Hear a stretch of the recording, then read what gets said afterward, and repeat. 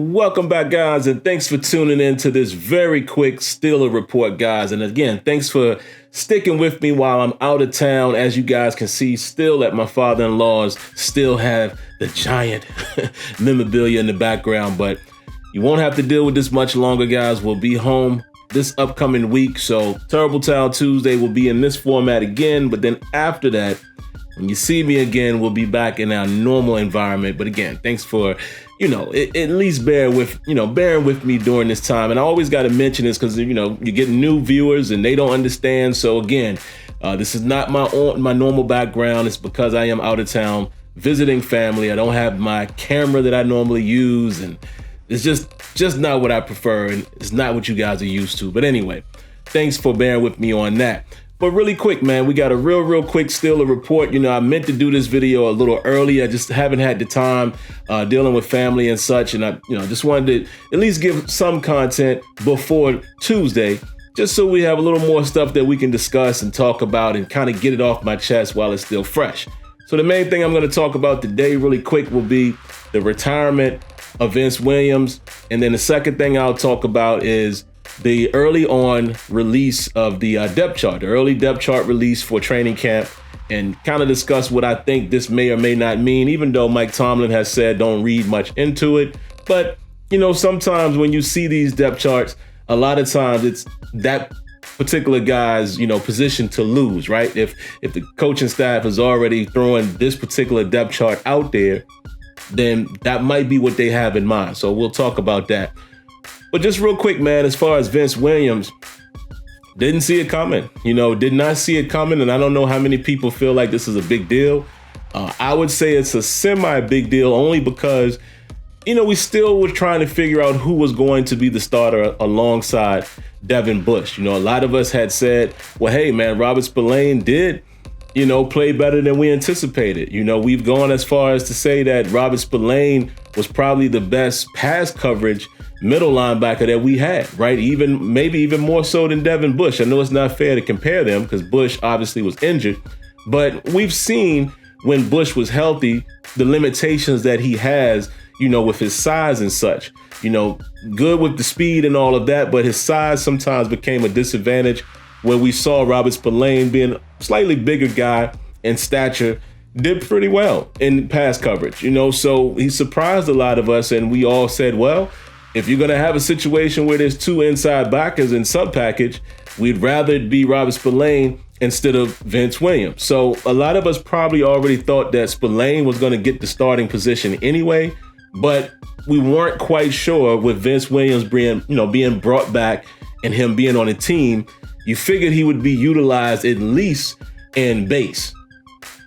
Seeing as that he is now retired, then obviously now there's an opportunity for others. Because let's just say that Vince Williams was not going to be, let's say that Vince Williams, let's say if he was going to be the guy who was going to play in base, then that quote unquote puts Spillane behind him. So Spillane would be the first up, especially when we went into sub package, right? And then the guys behind that would be further down. Your UG3s of the world, or Buddy Johnson being a rookie, you would think those guys would be further down. Now that Vince Williams is not in the picture, it will be interesting to see who will perk up as that third guy, as the inside linebacker. It would be very interesting to see who that guy is going to be. And again, when I talk about the depth chart here in a second, there's definitely some things to pay attention to there. But I will say this, man, a huge fan of Vince Williams. You guys know that. Most of you guys know I'm a Knowles fan, so I definitely was able to follow Vince Williams' career for the longest time, from college into the NFL. And I am going to miss the passion that he had. I'm going to miss the thumper. He was a guy that was going to put it all on the field. I know we didn't always like him to be out there in pass situations because he had limited coverage capability, but against the run game or blitzing the inside linebacker, Vince Williams was your guy, and he was very good at it. And, he was the type of dude that would run through a brick wall. So whether you guys agree or disagree, you're going to miss that element from Vince Williams. You're going to appreciate guys when they're gone. That's always how it works. You talk about a guy that you may or may not like, or especially if you don't like him. And then when you miss what they were able to do for you, then you want to try to give them some appreciation. So I think it's, some people may not know this right now, but there are some things that may be a little different without having Vince Williams and using that element of his game, blitzing him. Who will be that guy that we blitz from the inside now? Do you prefer Devin Bush to blitz, or you prefer him to hang back in pass situations, especially screens, and use his sideline to sideline capability, hoping that his speed is still there? Do you want Spillane to be the guy that blitzes? Has he shown that he's good at that? Will it be UG3 or someone else like that? Will it be Buddy Johnson? We saw him do a little bit of that in college. So again, even though Vince Williams was probably not getting as much playing time, he had a role in the defense. And now there's an element of the defense now that you have to question the same way we question who's going to be the Mike Hilton. You see what I'm saying? So yeah, it's going to be very interesting to see how that pans out, man. But again, shout outs to Vince Williams, nothing but respect to him.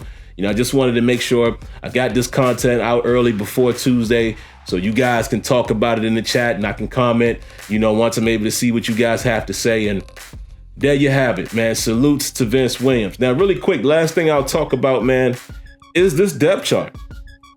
Let's talk about this depth chart, man. And I think I'll do offense first. Right? Again, this is the first depth chart being released for training camp. And, take that however you want to take it, with a grain of salt, or if there's some concrete to it. Or like I said, to me, I feel like sometimes with certain guys, it's their position to lose if they're listed. Because again, if you're going to throw somebody out there, then that must mean where you intend to go. All right. So first up, I'm going to read it the same way it's presented here on Steelers.com. Deontay Johnson is one of the receivers who would more than likely be the X. Left tackle would be Chukwuma Okorafor. We always call him Chooks, but let me get his full name correct here. Chukwuma Okorafor will be the left tackle as of now. Kevin Dotson, the left guard.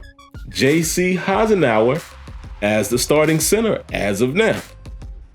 Right guard would be Trey Turner. Right tackle, Zach Banner. Tight end, Eric Ebron.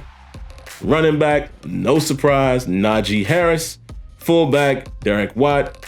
Quarterback, no surprise, Ben Roethlisberger. And then the other two receivers. And basically this would be 11 personnel. You got Chase Claypool and Juju Smith-Schuster. Now, why is this interesting? Couple things I will talk about really quick before I get into Chase Claypool. The first thing I would say that you want to keep your eye out on this particular battle, center. Because what we also know is Mike Tomlin has said that Kendrick Green will be starting in the Hall of Fame game. So this is a position where I feel like J.C. Eisenhower is probably his job to lose, because Kendrick Green is going to be given the opportunity to overtake him. So let's keep a close eye on that. Everyone else, maybe Chooks. Let's keep an eye on Chooks, because we've also heard so far in the first couple training camp practices that we've heard that Dan Moore was getting time with the one. So let's keep a close eye on that. Left tackle position, we'll keep a close eye on that through training camp, of course, but we really want to pay attention to the preseason games and we can see these guys in action. But now let's talk about Chase Claypool. Who's not on this list? James Washington. Well, it's not a surprise to many, right? Well, we kind of saw that last year. But I think Chase Claypool already being the other starter, when we go 11 personnel and not James Washington, I think that clearly shows you, who they prefer to have in the lineup, where they prefer to have them. And let's see whether or not it will be him or Juju that's playing in the slot. So keep a close eye on that. We all know how we feel about Juju playing in the slot, but there's also some talk. There was talk last year where people said they wanted to see Claypool in the slot. Juju Smith-Schuster has also come out and said he wanted to play outside more. And I said, if that happened, I wonder what would happen to the slot position. That definitely removes James Washington for the most part off the board, because you're not going to take Deontay Johnson off the field. He is, again, your guy, your one-on-one guy that gets open and his route running. He's got to improve his catching, but he's your primary guy for the most part. You're not taking Juju off the field if he's on the outside. So then it came down to who would be in the slot. Will it be Chase Claypool, Ray McLeod, perhaps, or some people were saying it would be James Washington, which I do not believe that at all. James Washington is not a slot receiver. So interesting, maybe not a surprise to many, but let's keep an eye on it. Now, really quick, guys, let's run through the defense and then we'll be out of here. D tackle, we already know.